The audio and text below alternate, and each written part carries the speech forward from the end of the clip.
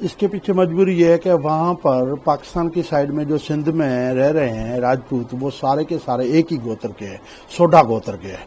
अब अपने हिंदू रीति रिवाज में एक गोत्र में शादी ब्याह नहीं होता है, इसलिए हमारे जो सिंध के लगता हुआ पश्चिमी राजस्थान है, तो वहां से यहां तक पहले रिश्तेदारी थी, तो अब लोग आकर के यहाँ अपनी बेटी का भी मंगनी या शादी यहाँ कर रहे हैं और अपने बच्चों की भी यहाँ शादी कर रहे हैं।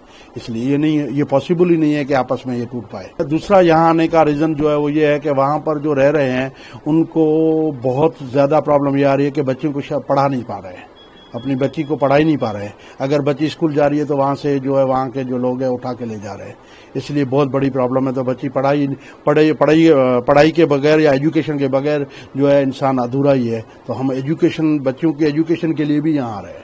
शादी करने तो नहीं इधर आएगी, भारत जाएंगे तो ही शादी होगी?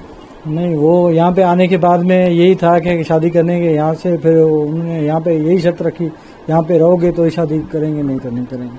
ऐसी क्या मजबूरी है कि आप लोग पाकिस्तान में नहीं रहना चाहते? पाकिस्तान में एक तो धर्म के बेस पे बंटवारा हुआ था, पहले हिंदू देश और मुस्लिम देश। उसके बाद में पहले तो सामान्य माहौल था, अब तो धीरे धीरे माहौल बहुत खराब होता जा रहा है। वहाँ पे लोग हिंदू लोग हैं, वो रहना ही नहीं चाहते। धर्म के बेस पे कैसे भी वो चाहते हैं कि कैसे भी करके हम इंडिया जाए।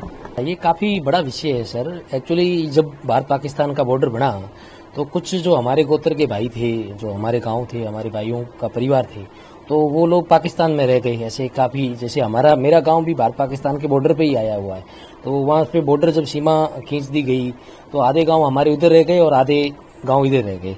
तो वहां पर हमारा जो जागीरी थी देश आजाद होने से पहले, तो वो सोडों की जागीरी थी वहाँ, तो सोडा राजपूत वहाँ ज्यादा है सर। तो वहाँ सेम गोत्र में, हमारे हिंदू धर्म में ये होता है कि जो जिस गोत्र के होते हैं वो उस गोत्र से शादी ब्याह नहीं किया जाता है। तो वहाँ सेम सोडा ही है। तो जब वो 22 साल बड़े हो जाते हैं तो फिर उनको इंडिया में ही शादी करने के लिए, जैसे हमारे दूसरे यहाँ के राजपूत गोत्र है, जैसे भाटी है, राठौड़ परिवार है, चौहान है, तो उनसे हमारी शादी ब्याह होता है सर। मैंने सरदारी मिट्टी में, पाकिस्तान में मिट्टी तहसील। आपको वहाँ लड़की मिल गई? हाँ, वहाँ पढ़ाई करते थे, लड़की मिल गई सिसोदिया परिवार से। सिसोदिया गोत्र है वहाँ? एक ही गांव में, एक ही गांव के अंदर 200 घर है सिसोदिया परिवार के, बाकी कहीं नहीं है। मिट्टी तहसील 200 परिवार सिसोदिया परिवार के हैं।